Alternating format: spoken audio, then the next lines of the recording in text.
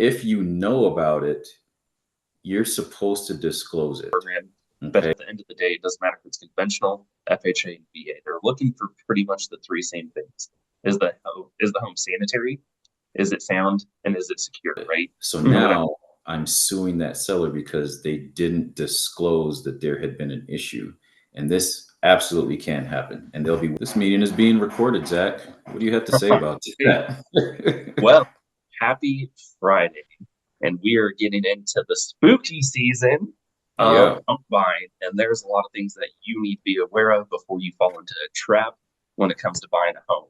So today, this is going to be kind of diving into things that you need to be aware of as a home buyer or even a home seller to protect yourself from potential legal ramifications if you do not follow the proper steps of disclosing things and much Yeah. more like that. But before we kick it off, my name is Zach. I'm with the Target Mortgage team. This is Jerome Hansen with Hansen Realty, and we are All based here right. in Colorado Springs.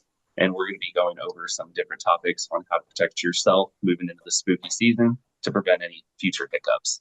So how's it Yeah. going, Jay? Not going too bad at all. There's nothing I can complain about. You know what I mean?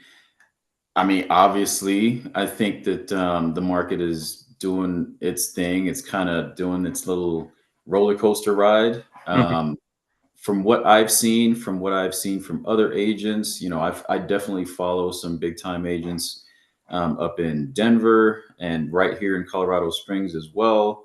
Other mortgage professionals, and from what I hear and what I feel on the ground myself, things are definitely a little bit slower. It does seem like buyers are a little bit spooked. What? Threw that in there. They do seem like they're a little bit spooked right now. I know exactly why. However, from our perspective, when we kind of look at the overall trend on the way real estate goes long term, in my head, I'm like, man, why are you spooked? But I know it's really just because of the rates. I know it's because even though the rates had gone up for so long, prices did not decrease. And then we've got this whole economic and political situation going on right now where people are just iffy about everything and they don't want to commit. Um, but, as Warren Buffett famously said, the time to be greedy. Well, he didn't say it exactly like this, but he said basically, be fearful when others are greedy and be greedy when others are fearful. So, like I said, a lot of people are spooked right now. So that tells you where your emotions should be. Yeah, exactly. I like how you brought that in. A lot of, fear and what's going on of what's with the market, the election looming in, about another month. We have almost to the day. But, there's a lot of factors that I think people aren't considering right now, right? They're not considering the concessions that are available, the negotiation power that's available. But really, the big thing that we have not seen that has been around, I'd say the past year or so, is getting repairs fixed, which a lot of people don't really factor in when they're coming in to buy a Yeah. home, which I think, when we're looking at it, whether you're a seller or a buyer, right, the sellers have that ethical obligation to disclose this to the buyers. I know this is more what you deal with as a real estate agent, but what are some of those, if you will say, responsibilities as a seller to maintain, their left and right limits legally? How do they have to disclose it? Is there a certain timeline where maybe it gets cut off, or is it from since the day that they owned it to the day they sell it, they need to disclose everything? Yeah, so disclosure is definitely a big thing in any real estate transaction, right? And obviously, we focus in on residential real estate. So we are talking about your typical home seller and your typical home buyer, right? That's buying a residence.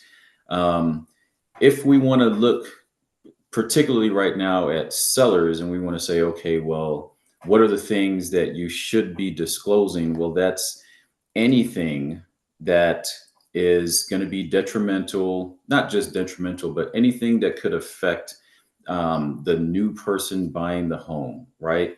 And what I'm talking about is cracks in foundations. I'm talking about paint stripping. I'm talking about asbestos, if you know about it, lead. Um, it's anything that any kind of problem that you've noticed, right? And the way you're going to collect this information, generally speaking, is with a seller's property disclosure. Okay. So, like we say in real estate, everything is pretty much negotiable. So the time frame that you have, I know you wanted to hit on that, the time frame that you have as a seller to actually fill out this entire, it's a pretty long document actually, right? And it Mhm. goes through, it tries to catch the seller up on pretty much any type of deficiencies and problems that could possibly be in this home, right? So it's a long document, and you have time to actually fill it out and everything based on your contract. So you and the buyer are actually um, negotiating or coming to an agreement on when that seller's property disclosure is supposed to be given over to the buyer. So as you're going through this document, you'll see all of those issues that I just talked about before, like, things wrong with the foundation or the paint, Mhm. or, um, you've had a leak before, a window has been cracked or something like that. You'll literally see all those types of things in this document. And if you know about it, this is the key part. If you know about it, you're supposed to disclose it. Okay. If you don't know about it, then obviously you don't have anything to disclose because you just don't know, Mhm. right? But it's very important that people usually get this incorrect. Let's say you had a leak, right? It was raining, torrential rains or whatnot, and you happen to have a leak, and then you fixed it. This is well before the seller decided to sell the home, right? They fix it, everything is great. They haven't had a leak in a year. Now you're filling out the seller's property disclosure, and it specifically asks you, have you ever had a leak, or do you know of any leaks that have ever happened on the property or anything? A lot of sellers will think that, well, since it's fixed, I can just go ahead and, put no there. I don't know or nothing, Mhm. right? That's not the case, right? What you want to do is make sure that if you know about it and it happened, um, you actually do want to put in there that yes, you do know. You want to put in the time frame, and if you see fit, you want to kind of describe what it is that you did to rectify the situation, right? Okay, In this case, the more information the seller gives, the better, right? gotcha. And here's the reason why the more info, the better, is because you want to make sure that the buyer has absolutely no reason to come back to you 1 month, 1 year, 3 years later after the property's already been sold and say, hey, there's a roof problem, right? And there's no way in hell that the previous seller didn't know about it. So Mhm. now I'm suing that seller because they didn't disclose that there had been an issue. And this absolutely can happen, and they'll be well within their rights. Okay, so just to backtrack on what you said, so the verbiage on the contract does say, anytime there was issues, so it really goes to from the date that they bought the home to the date that they, have it on the market, fill this form out. They have to disclose every issue that they had, even if it's been rectified. And then, Yes. okay, gotcha. So Yes. any issues with leaks, HVAC, whatever the case may be, some kind of major issues with that house that Yeah. seller fixed needs to be documented from the day they got the keys to the day they filled out that form. Yeah. And it's funny because it brings up a lot of trepidation with sellers, because a lot of times, they think that it's kind of like a gotcha, right? And it's not a gotcha. It's to cover both the seller and the buyer, right? Mhm. Because as the seller, I just described the way that you're protecting yourself by actually filling out all this stuff and actually disclosing it. You're protecting yourself from being sued later on. As Right. the buyer, you want the seller to fill out all this information because now you're going in clear-eyed. You've seen as much information as the seller, is saying that they know. Hmm. And now you've got a little bit more information to actually make this huge decision of buying a house, right? And that seller's property disclosure can also be used to kind of point little things out for when the buyer's doing their inspection, right? If you know now that there has been a leak, when the inspector walks in, he's not going to be able to see it because all he's going to see is the perfected drywall, right? Hmm. But you can say, hey, in the seller's property disclosure, it says that there was a leak, a year ago. You might want to watch out for any signs that you can detect. They may be able to shoot their little.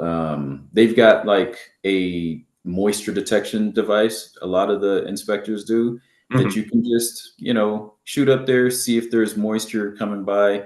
But he wouldn't have known to do that unless the buyer told him, "Hey, look, let's check for this." Okay. Right? Gotcha. And kind of like with the home inspectors, right? We know that there's two different, if you will, quote unquote, say inspections when you're buying a home. You have your home inspector for the peace of mind as a buyer.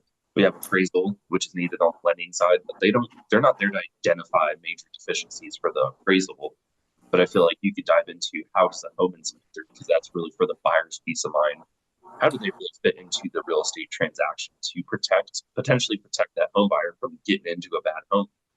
Yeah. So I mean, so the appraiser actually does look for major deficiencies as well, Hmm. just not to the level of detail as an inspector, right? Right. But and this as far as the appraiser is concerned, the appraiser is looking for super um, deficiencies because the lender doesn't want to take on, lending money towards a home that, is just unlivable or has major, major deficiencies, right? So the appraiser actually is doing a little bit of that as well. But the inspector, yeah, you're right.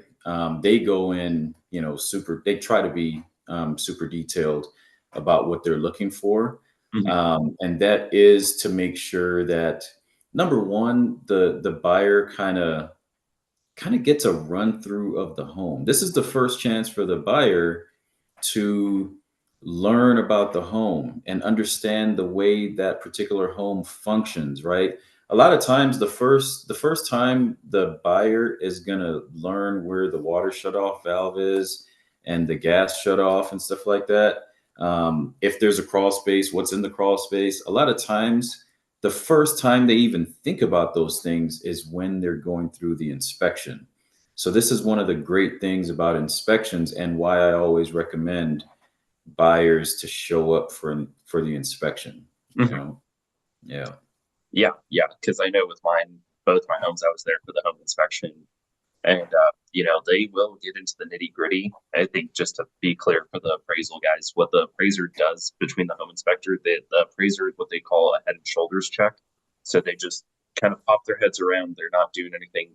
The home inspector is, like you said, kind of diving in there, very detailed, taking a lot of photos, really showing what, if you will say, what how the bones are of the house. Yeah. Um, I know for mine, they found a leak under the sink. They found some, not foundation cracks, but rising concrete outside, and all these things were able to get addressed with the inspection resolution, which I Yeah. know you kind of speak more onto how does that work? Because I know people, if they're watching this, like, well, shit, if we buy a house and it has all these issues, what do we do? Because some people really like the home, they really want to have that home still. How can let's say I am your client, a home buyer, I get an inspection done. Let's say there's some issues that are concerning to me, whatever the case may be. How can I go about getting that negotiated or fixed, or do I have to just completely back out of the contract? Yeah. So, yeah, perfect question. So you have the option, right? Everything's negotiable. And the whole reason you're doing the inspection is to find out if there's problems and then to figure out if you, number one, if you want to deal with those problems, if you want to just walk away from the property based on those problems, or if you want to figure out, is there an amicable solution between the buyer and seller as far as getting the issue fixed, either by having the seller completely fix the issue, or having the seller pay the buyer to get the issue fixed sometime later, right? Mhm. So because everything's negotiable, you could structure that however you want, right? So number one thing you usually see buyers do is that they say, well, I want this fixed, right? Perfect example for me, I just had a closing um, down south where we this was a good one because it definitely highlights the need for a real estate agent and the need to never skip certain inspections depending on the type of property you have. Mhm. I had a client that, first time home buyer, didn't really understand processes, didn't understand quite a few things, but luckily I was there to guide him along, and we also had a great inspector that, nudged along with me. But had it been left to this buyer client, we would have not done a septic inspection, Mhm. right? But we nudged him a little bit, between myself and the original inspector. We kind of let him understand just how important this inspection is for him, and what kind of money it could end up costing. So we actually, we got him to, do the inspection. He had a septic inspector come out, do the inspection, and it turns out that the entire septic tank was non-functional, right? The entire thing non-functional, and there's a huge issue, right? Now, to get to your question about, negotiating to um, get this resolved, right? Mhm. Luckily, we didn't have to negotiate very much because this is a huge issue. Who wants to buy a house with no way to get rid of your waste, right? Yep. So the seller kind of was immediately like, all right, yeah, we'll definitely pay for this. And that in and of itself was upwards of 6 grand, right? So that highlights exactly, how important it is to get the different types of inspections that you might end up needing. Mhm. And number two, that is one way to rectify the situation, is to ask the seller, hey, since the inspection showed this issue, we're going to need you to rectify it by paying for it. Have a contractor come out and do the correction, right? Mhm. So that's one way. The other way that we could have gone about it is trying to say, okay, look, we've got a bid from a contractor and it's going to cost $6,000 to get this done, rather than burdening you with calling up the contractor and getting it done yourself, Mr. Seller. What we're going to do is we would like a concession from you in the form of reducing the price of the home, or just getting an actual concession, like an actual concession from you in the amount of $6,000, so that we can take care of it, it when we choose to, right? Gotcha. So that's two different ways that you could take care of it, let's Right. say. So let's unpack that real quick. So kind of right that you had a real world scenario. Home buyer wasn't really at first taking your advice to get a additional inspection on the septic tank. And as we know, hey, if you're on septic, it could be, like Jerome said, very, very expensive, about a $6,000 repair. That if this buyer did not heed your advice, could have been, got into the home, septic backs up into the house. We see this happen with a faulty system. Yeah. And then now they're finding out, hey, I bought this house, I skipped this inspection, and now I'm the one responsible for paying $6,000. But what you were able to do was advise your client the right way with the help of the home inspector. It sounds like at first it wasn't really on their mind, right? First time home buyer, they don't know Yeah. what they don't know. And with that separate inspection, you guys found, a deficiency that could have cost that buyer $6,000 if they moved into the home unaware of them. something could have happened, right? Septic backs up to the house, your leach field, or I'm trying to remember the right term. It's been a while Yeah, since I that's looked. the leach field. Yep.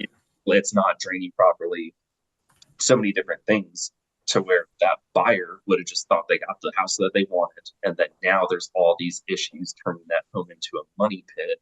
But instead of them being negative, right, going into that house having to spend money, you as their representative was able to negotiate that repair is what it sounds like. I'm not sure if Yeah. you had the repairs done before closing or after closing. Could you elaborate on how you really kind of resolved that, just to be clear? Right. So in this particular situation, it was done before closing because we had a decent amount of time. Okay. So, and we were able to get proof that it was done, right? So the first form of proof was that you put into this basically what's known as an inspection resolution. You put in there that you want the receipt of the contractor, right? You want that sent to you to show that that the seller did employ a licensed contractor to come by and get this work done. So that was number one. Number two, we decided to visually and practically try to inspect it by going back to the home. Now, every transaction, you are afforded the right to make a final walkthrough. Typically, we do the final walkthrough typically 1 to 2 days directly prior to closing, right? So we were able to get back to the property on our final walkthrough, and we had a list of items that were on our inspection resolution that needed to get checked off one by one. Did this get done? Did this get done? We have the receipts, but we kind of want to visually see that stuff is getting done, right? So that's the second way of checking out to see if it got done. And when we walked back into the backyard where this septic tank would have been, sure enough, we saw the huge amount of ground that was unearthed and then re put back. So that's kind of the second aha moment. Like, okay, let's calm our nerves. It did get done. The receipts here. So if there turns out to be another issue again, not only do you kind of have, okay, so we know that it should have gotten corrected, but now we also have the receipt from the contractor that supposedly did the work, and we can call them up and say, hey, something's going on again. We need you to come back out. And it's possible that contractors like that, when they do a big job, they'll honor their work. A lot of times they'll just come back out, see what the issue is, and move on from there. Okay. Gotcha. So, as kind of Jerome was saying, issues can be identified through the home inspection. They can be repaired or negotiated to get the repairs done. And one thing just to highlight, let's say you're in a stalemate, the seller is not getting these repairs done. What can I do as a buyer? Do I lose my money, my earnest money? What kind of protection do I have if we can't come to this kind of agreement and we have to, what's the way forward? Yeah, if you can't come to an agreement at all, um, that's part of the whole reason there is a protection surrounding due diligence and inspections, right? Because the buyer definitely has the right to go through inspections and the right to go through due diligence according to the contract. So if you never get to an inspection resolution, which is what you're referring to, like, hey, the seller refuses to pay for it, the seller refuses to concede any money, or bring the price down or anything, then the buyer has the option of walking away from the transaction, period, right? Now, Mhm. when you walk away from a transaction like that because of a contract term, in this particular essence, it would be the inspection resolution never got signed by both parties. So there was no inspection resolution by the defined date. Mhm. That means you do get your earnest money back. So let's say, you put in earnest money of 3 grand or something, because there was no inspection resolution achieved by the certain date in the contract, then the buyer does get their earnest money back. So what is the buyer out at this point? Well, the buyer is out their time, right? They're out there's obviously a lot of frustration that would have come with that. And then they're out the fact that more than likely they paid for the inspection, right? And the inspection depends on where you are, but good inspections and the multiple layers of it could run you anywhere from like 600 to $1,000, right? So yes, it's possible that you'll lose a little bit of money there, but you know, is it worth it? Yeah, right. Because let's suppose you didn't do the septic inspection at all, or any inspection, right? Who knows the amount of money that it would have cost you 6 months on, a year on, 2 years on, because those problems just continue to inflate themselves. And now you're in the whole 10, 20, $30,000, right? Absolutely. So it's worth it. Absolutely. I think that that's a good point. So buyers, you are protected if you cannot come to an agreement through that inspection resolution, as Jerome was mentioning. So yeah, you may be out $600 to $1,000, but this could protect you from spending thousands of dollars. How much was that septic repair loan? You said 6,000. That was 6 grand. Yeah. So without that further analysis of that property, right, that buyer could have quickly, whether it could have been, like you said, 6 months, 12 months, could have been within 30 days of moving into the home. Yeah. You really just don't know when these issues could, if you will say, come to light without the proper inspections, to where it could cost you, for this example, $6,000. So spending a few $100s could save you thousands in the long run. And if you do not come to terms with the seller, you're still protected. Your earnest money's still protected. You're going to get that money back. And me personally, I don't know about you guys watching this. This may not be for you, but I'd rather spend a few $100s to save a few thousand and not have to worry about those major repairs on my own. I'm sure if you're watching this home for, whether it's your first home, second home, doesn't really matter. You really want to have these in place and not overlook them, because like we keep harping on, those few $100s can save you thousands.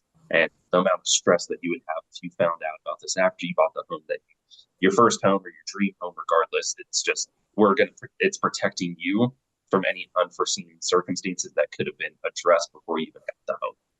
Yeah, that's 100%, man. And then, one thing I do want to state right before, we kind of flip it over to you on your side, is that when we're talking about these quirks of a home, and we're talking about things that you definitely want to get inspected, and there may be problems.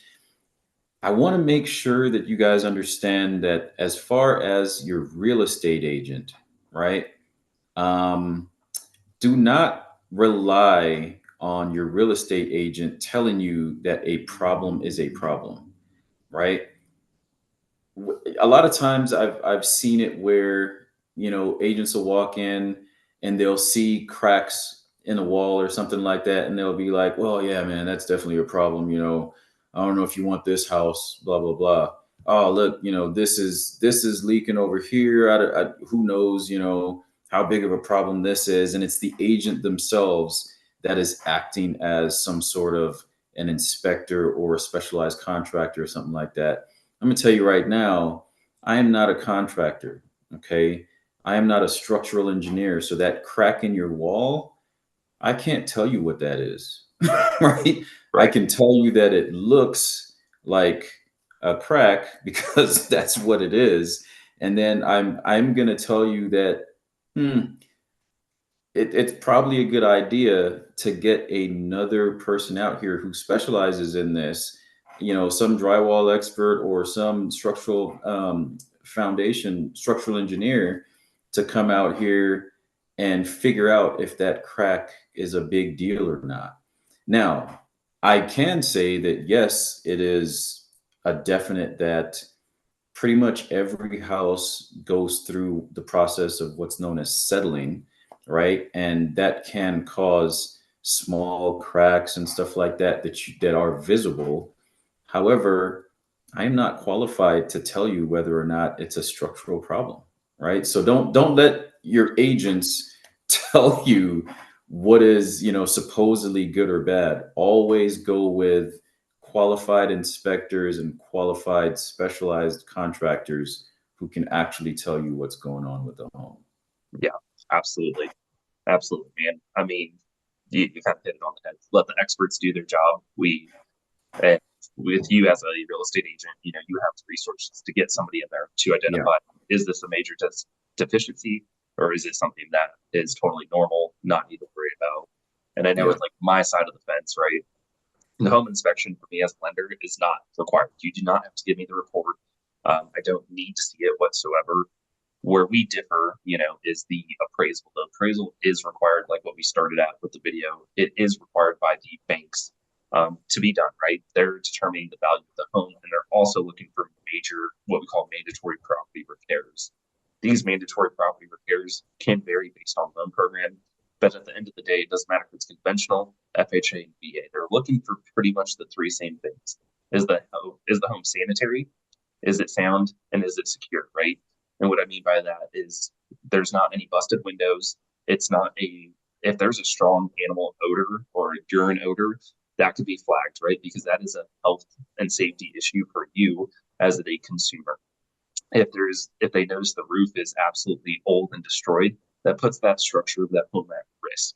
If they notice the foundation, I had one where the foundation was raised about 4 or 5 inches and it was very visible to where the appraiser called it out, right? These are things that are major issues with the house that the appraiser will deem as a mandatory property repair. The reason being is, right, if you have a bad roof, you have busted windows, you have, the odor, like we talked about, foundation issues.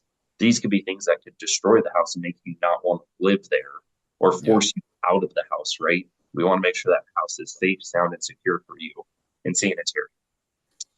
These are the big things that they are looking at for an appraisal. So if you're looking at a home and they have a busted window, or there's a hole in the roof, or the roof looks so old that it's, like here in Colorado, we do get a lot of hailstorms. It looks like that the next hailstorm it could puncture through that roof. Yeah. The appraiser is going to say these are things that need to be fixed. And really, where a lot of people get concerned is they think like, oh my God, this is the end all be all. It is to protect you again as the home buyer. Yes, the lender wants to protect their investment, but at the end of the day, you're the one that's going to live there. You're the one that's going to have to deal with any of these problems that arise. And these are the big difference, right? So I like to say the home inspection is for your peace of mind as the home buyer. The appraisal, while they can identify those mandatory property repairs, they want to make sure it's a good home for you and it's a good investment for the lender giving you the funds to buy that home. Nobody wants to make a bad investment, and it's protecting really, you have essentially a two-step process to protect you before you get into that home, making sure it's At square. least that's just at least two. At Yeah. least, yeah, at least two, not including the other things that you can add on, Yeah. right? You can add on just for quick, here in Colorado, we have a radon issue that could be added on the sewer scope. If the Yeah. home is on a septic, you can get the septic inspection. There's multiple things that you can add on to further protect your investment, right? Big thing to keep in mind here, when you're buying a home, that is the largest investment most people make in their life, right? Biggest purchase. So why not protect it, right? You have to put a little bit of skin in the game by paying for these inspections, but that little bit of skin could protect your butt, right? Versus whether it's a $500 repair or a $5,000, $6,000 Yeah. repair, it is for your peace of mind at the end of the day. So don't overskip these things, right? It could lead to a bad, it could lead to you having buyer's remorse, right? You didn't do the right things, and now you're upside down. You're using all your savings. You're using everything that you had to make these repairs after you bought the home when you could have just spent a few $100s to identify them before you bought the home through the necessary inspectors. Um, yeah, that's So much. as far as the appraisal is concerned, when you're looking at it on your end, let's go through it just like we did for the inspector, right? The inspection. So an appraisal gets done, things do get flagged, right? Now, what do you do as a lender, right? So I notify both the real estate agents in the transaction, so the listing agent and the buyer's agent.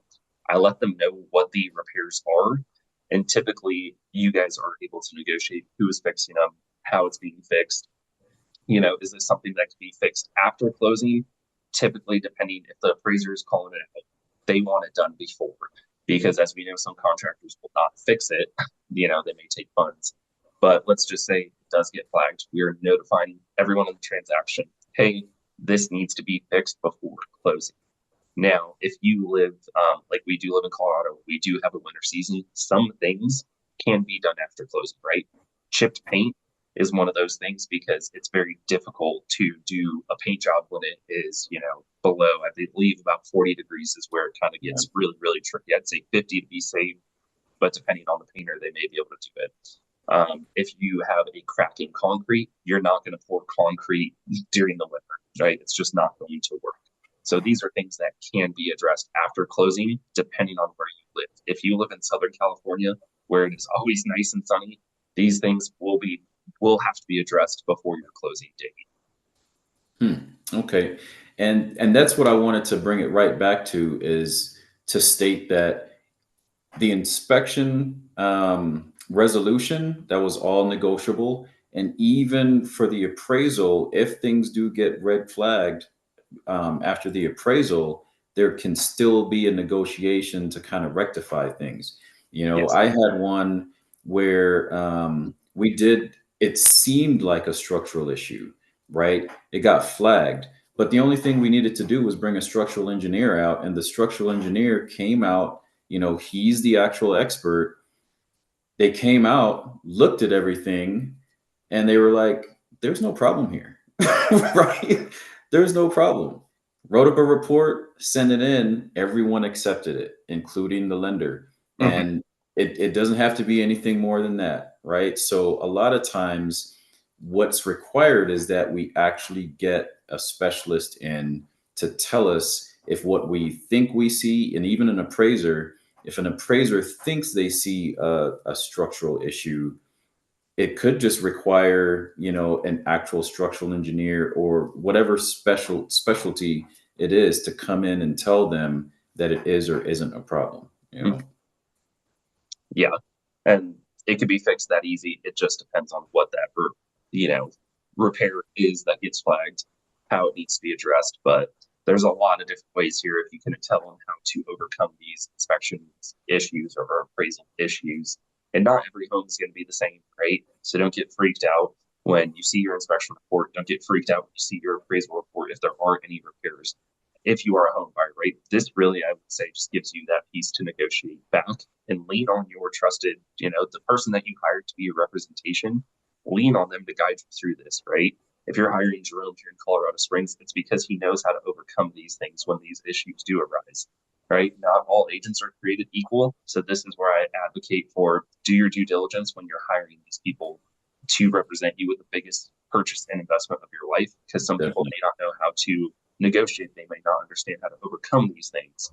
But you hire somebody like Jerome, you won't have any issues. He got that sewer septic fixed, $6,000 repair. That if he didn't nudge them in the right direction, could have been a phone call after closing. Hey, now my sewer is backing up in my house. I got shit everywhere. Yeah. It does happen. And These things yeah, do. sucks. It They does skip. suck in those They skip. situations. And I do want to also clarify that there's a reason why I can only nudge, right? I can only nudge people in the right direction because I'm not buying the house. I'm not selling the house. I am only there as a guide and a representative to help, right? The ultimate decision is the buyer. Okay. So that's why when I said that word, I said, nudge, to kind of guide them a little bit. Because if the buyer would have said, screw it, Jerome, I don't care, I got your advice, cool, but we're charging ahead. Guess what? I work for the buyer at that point, right? Mm, And that's what we're gonna do. That's why I don't say things like, yeah, I didn't let my buyer do this and that. Yeah, the buyer can do whatever they want. However, I do offer hopefully solid advice, right? And I right. offer guidance, and it's up to you as my client to either accept it or to say, nah, you don't know what you're talking about. Let's just move forward, right? That's always your decision. And that's something that I think definitely needs to be said, okay? Because it goes both ways. I've seen people blame agents because they take on more than they should, right? It's ultimately not the agent's fault. It's the fact that you just didn't have enough information and you didn't process it the right way at the time, right? Right. Yeah. I think that that kind of covers the spooky season of home inspections and appraisals and Woo! getting things. Or whatever spooky sound they got. I don't know how to make spooky sounds. Well, that's awesome. Well, hey, I think this was a great episode covering these things that people do need to be aware of. I'm Yep. Zach Tarbett with the Tarbett Mortgage Team. This is Jerome Hansen with Hansen Realty. Catch us on the next time. We'll name this later. Make sure you like and subscribe and all that. Boom.